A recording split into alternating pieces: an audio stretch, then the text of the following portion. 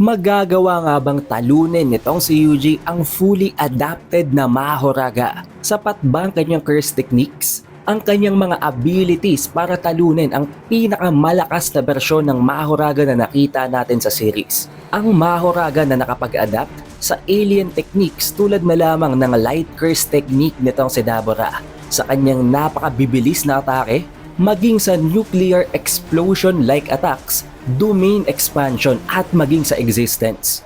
Oo, sobrang dami ng curse techniques nitong si Yuji, pero at this point, hindi siya pwedeng magpadalos-dalos. Kailangan niyang mag-launch ng isang atake na one hit, one kill, walang matitira na kahit na pulbos sa katawan ni Mahoraga para matalo niya to. Kaya naman dito papasok ang pinakamalakas na atake sa loob ng Shrine Techniques na walang iba kung hindi ang Furnace, also known as Fuga. Nang dahil nga sa hindi natin inaasahan, mukhang magkakatotoo ngayon ang hinahangad ni Tsurugi sa duelo nila ni Maru para mailigtas ang kanyang kapatid. Si Yuka na nasa state of suspended death, ang natatanging way lang para mabuhay itong si Yuka ay ang alisin at cancelin ang ritual na maa-achieve lang nila sa pamamagitan ng pag-i-interfere ng third party sa pagpatay kay Mahoraga o sa pamamagitan ng paglabas ng isa sa mga individuals na included sa ritual para itim si Mahoraga mula sa effective range ng ritual na ito. Ito ang rason kung bakit nabanggit dito nitong si Maru na nangialam nga siya sa laban nila nitong si Mahoraga. Nanghingi din siya ng tawad dahil bilang isang warrior, kabastusan yon para sa kanila na in-acknowledge naman ni Dabura, habang sinasabi na kung totoo na it is the only way, na actually one of the possible ways lang para mailigtas si Yuka. Dahil tulad nga ng binanggit ko sa inyo guys, all throughout these past chapters, mamatay man itong si Dabura, mamatay man si Mahoraga, mamamatay pa rin si Yuka dahil ang dahilan lang kung bakit buhay pa rin siya ngayon is that hindi pa tapos ang ritual. But that is only if silang tatlo lang magpapatayan, kung si Dabura at si Mahoraga lang. Pero kung may mangingialam dito tulad ni Yuji Itadori at papatayin si Mahoraga, hindi yun kasama sa conditions. Maka-cancel ang ritual, hindi niya matetame si Mahoraga at hindi din mamamatay si Yuka given na may gagamit ng reverse curse technique sa kanya bago makumpleto ang ritual o bago ito completely makancel dahil nga sa interference. Tulad na lamang ng ginawa nitong si Sukuna sa Shibuya incident nang nasa state of suspended death na rin itong si Megumi. At tulad ng nakita nga natin guys sa latest chapter, may iniwan pa na trabaho. May iniwan na role itong si Maru dito kay Yuji. Pareho silang may naiwan na role. Dito kay Maru ay ang pagkumpleto ng gagawin niyang ritual para alisin, i-eliminate ang cursed energy sa whole humanity. Habang itong si Yuji naman, palabas ng Nonax at gagawin din ang kanyang sariling role. Oo, alam natin ang isa sa mga roles na yon ay ang mag-prepare, mag-create ng countermeasures in case na magkaroon ng problema ang next generation. Pero ngayon, anong role na pinag-uusapan nila? Most likely iuuna yung pag-eliminate at ang pagpatay kay Mahoraga dahil hanggat hindi pa nakakalabas si Dabura sa Earth, hanggat hindi pa siya nakakabalik ng Simuria, magpapatuloy ang ritual at magro-roam around ditong si Mahoraga sa Tokyo. Who knows kung sino-sino sigurong pwede niyang patayin doon. Kaya dito guys papasok si Yuji Itadori. Finally, mataas ang tsansa, although it is not confirmed, maaring makita na talaga natin ang Yuji versus Mahoraga. Especially since, alam naman natin na si Yuji Itadori na ngayon ng pinakamalakas sa modulo. Siguro exception si Dabura dahil napakalakas na rin niya ngayon. Pero ngayon, since pinakamalakas na nga silang dalawa, kailangan na din niyang dumaan sa strongest tester. At alam niyo naman kung sino ang palaging humaharap sa pinakamalalakas. Walang iba kung hindi si Big Raga. Kaya chances are para ma-fulfill at para masatisfy ni Gege ang kanyang mga fans, bago matapos ang modulo ay ibibigay niya sa atin ang matchup na ito. Ang question ngayon, kakayanin ba ito ni Yuji? Lalong-lalo na't napakalakas na ngayon ni Mahoraga. Dahil napakatagal siyang nakikipaglaban kay Dabura, hindi din siya agad tinapos nito. Kaya sobrang dami nang na-adapt nitong si Mahoraga ngayon.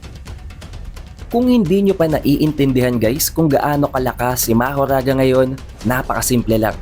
Ubo dito ng lakas to the point na ito ang pinakamalakas na bersyon ni Mahoraga, mas malakas maging sa Mahoraga na nakalaban noon ni Sukuna sa Shibuya, mas malakas maging sa Mahoraga na nakalaban ni Gojo sa Shinjuku. Syempre, oo, may mga kokontra, Kesyo mas malakas daw itong si Sukuna na nagsamon kay Mahoraga noon compared kay Yuka na napakahina ng katawan at may malubha pang sakit. Alam din naman natin guys na napakasimple ng ginawang paraan dito ni Yuka para ma-overcome ang weakness na yon. Sinakripisyo niya ang buhay niya para makapagsamon ng malakas na bersyon ni Mahoraga. Gumawa siya ng isang binding vow para masuplayan si Mahoraga ng enough na mana, ng enough na cursed energy para matapatan si Dabura.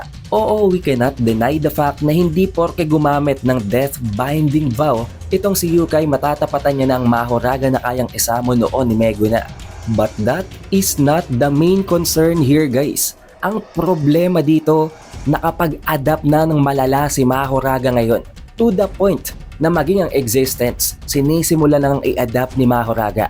Nang magsisimula pa lang laban sa gitna nilang dalawa ni Dabura, nakita na agad natin napakabilis ng regeneration speed nitong si Mahoraga.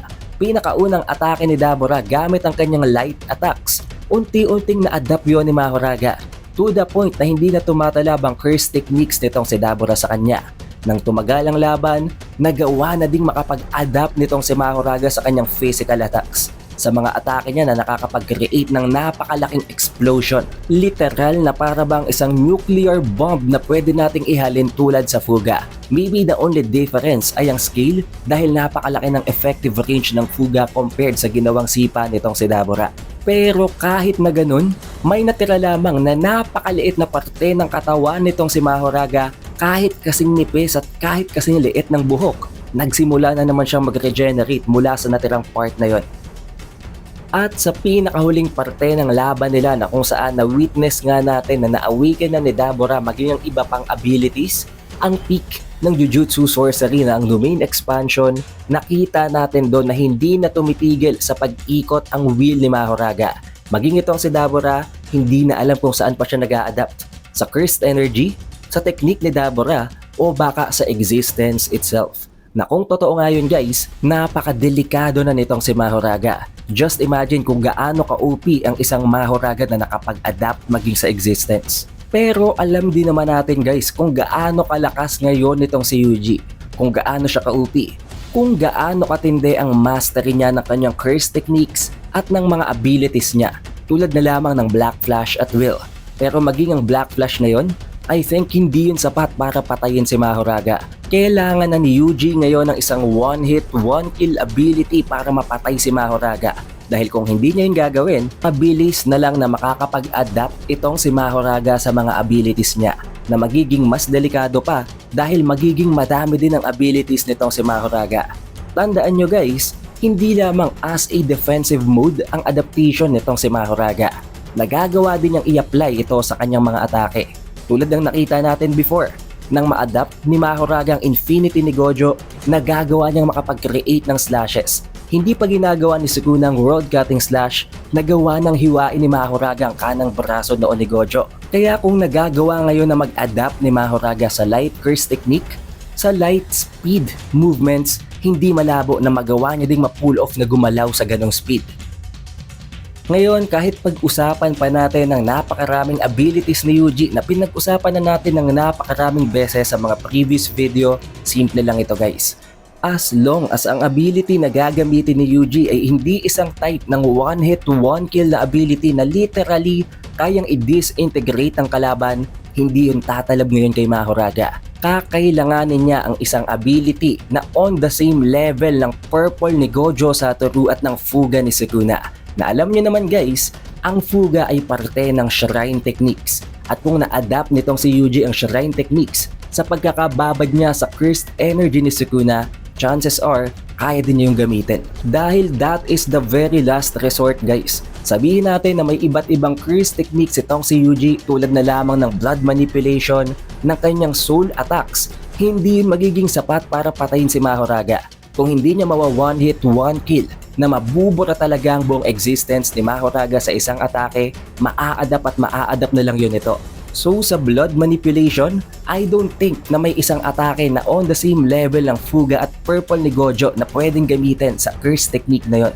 Sabihin natin ang domain expansion ni Yuji, ang soul dismantle. Oo, napakalakas, napaka-effective maging dito kay Ryomen Sukuna, pero hindi naman nun madudurog.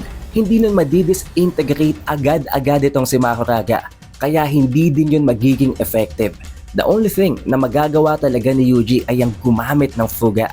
Dahil tulad ng Purple guys, na-explain naman noon ang gamitin nitong si Sukuna ang Fuga sa loob ng Shinjuku na ang epekto nito, ang lahat ng pasok sa range ng domain expansion ni Sukuna, lahat masusunog. Hindi lang basta sunog guys, magdi-disintegrate sila on a molecular level. Literal na talagang mawawasa ka. Kaya nga nakita natin na nung gamitin nito noon ni Sukuna sa loob ng Shibuya na one hit talaga si Mahoraga. At alam nyo naman, napakarami ng mga fans ngayon ang iniintay na gamitin yun ni Yuji. So I think, bago matapos ang modulo ay gagawin yun at papakita yun sa atin ni Gege Akutami. Dahil kung hindi yun ang atake na gagamitin niya, wala siyang ibang atake na papatay kay Mahoraga. Pero ano sa palagay nyo guys? Also, don't forget, bukas na bukas, Thursday ay mai-release natin ng spoilers para sa Jujutsu Kaisen Modulo Chapter 24. Para ma-notify kayo pagka-release natin ng video na yon, siguraduhin nyo lang na naka-like, naka-subscribe at na rin nyo ng bell button. Also, we have an official Facebook page and official TikTok account. Kaya mag-like at mag-follow na din kayo sa ibang platforms na yon. It is The Updated Weeb and I will see you guys on Chapter 24 spoilers.